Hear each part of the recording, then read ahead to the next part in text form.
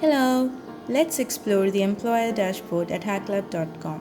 This is the employee login page which can be accessed by www.hireclap.com/recruit/login.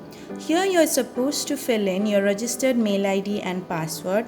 Once you enter your mail ID and password, you can click login, which would direct you to another page that displays the dashboard.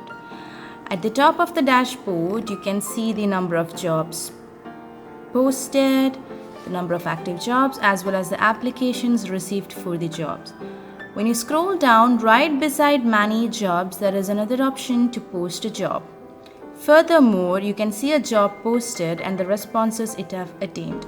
So you can click on the responses, which directs you to another page containing the essential informations of the candidates who have registered for the job posting.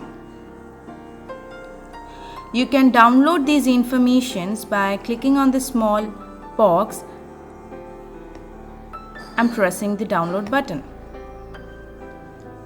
At the same time, you can also change the stage of the candidate to interviewed, offered, rejected, joined, as per your decision. There is another box here which gives you information regarding the matching responses, the responses you have received through the job fair, the contacts you have viewed, as well as the contacts you have not viewed, and the mails and SMS you have sent. So here we come to the end of the video.